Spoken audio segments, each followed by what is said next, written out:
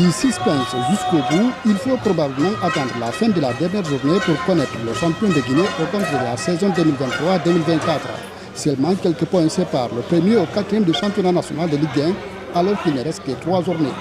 Au stade Petit Soli de Nongo, l'AS Minaire de Sangarégui recevait le Oroya AC comme de la 24e journée. Les deux équipes se sont séparées sur un nul d'un but partout.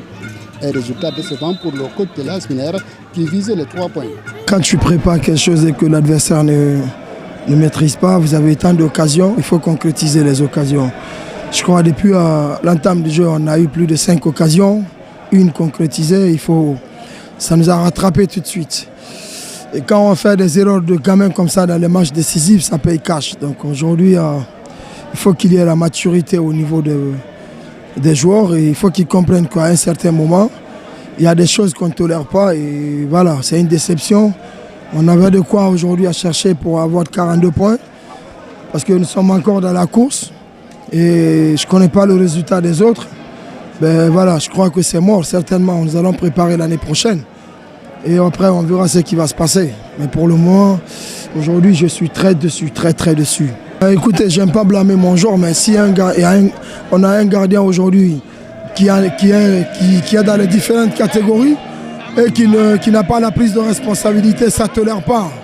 Ça ne tolère pas parce que c'est des matchs décisifs. Je crois aujourd'hui, ça fait 4 matchs, ils encaissent ce genre de but. Et donner des buts cadeaux comme ça à l'adversaire, c'est impardonnable. Vous le savez, dans ma carrière, je ne me suis jamais acharné contre un joueur. Alors je pense que ce genre de choses, c'est intolérable. Ben voilà, et comme je l'ai dit tout à l'heure, dès l'entame du jeu, on avait de quoi chercher, il fallait marquer pour se mettre à l'abri. On a raté des occasions, on a donné un but cadeau à l'adversaire. Tant mieux, on a 40 points, on va continuer le championnat parce qu'on a un match contre Ganga, de renaissance. Et on va attendre la prochaine journée, on va voir ce qui va se passer entre le Rafia et le Wakria. Et n'oubliez pas aussi le CIK 38 points, ils gagnent demain. Là, ils auront 41 points. Au Oroya AC, on déplore le manque d'efficacité devant le but. L'entraîneur, tout comme les joueurs, sont conscients que la saison de l'équipe est en deçà des attentes. C'est juste qu'on n'a pas pu concrétiser nos chances devant les buts. Et je pense qu'en deuxième mi-temps, on était bien qu'à la première mi-temps. Donc on s'est remobilisé, on s'est dit c'est pas fini. Et on est venu au score et on pouvait même marquer. Mais c'est un match, c'est comme ça, c'est le foot. On n'y peut rien. Qu'on l'accepte ou pas, le Oroya a des soucis par rapport à l'effectif que nous avons.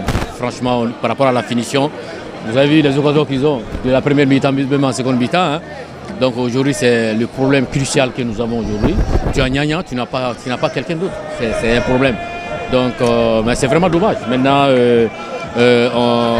pour être champion cette année, ça ne sera pas possible. Maintenant, c'est au Oroya de voir, chercher des attaquants qui sont capables de marquer. Mais est-ce qu'au regard de l'effectif que vous avez, vous êtes satisfait quand même de votre parcours?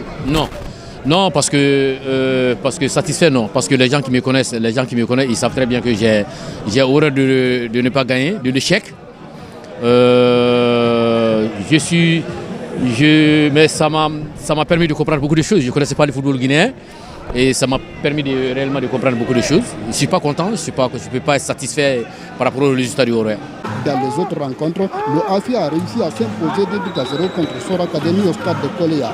À la mission, où l'AS Kaloum recevait le Milieu FC leader au classement avant le coup d'envoi de la 24e journée, l'ambiance était électrique. Des supporters du sous-marin zone ont envahi la pelouse à la mi-temps. Il a fallu l'intervention des services de sécurité et une apparition du président de la Fédération guinéenne de football pour calmer les ardeurs. Mais le club visiteur a finalement refusé de disputer la deuxième mi-temps, alors qu'il menait à la pause 1-0. L'arbitre va finalement siffler la fin du match. Le Milo perd donc la rencontre sur tapis vert sur le score de 3-0.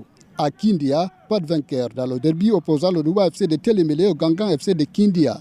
Avant les autres rencontres de cette 24e journée, c'est le AFIA qui sort son épingle du jeu en ajoutant 3 unités à son compteur.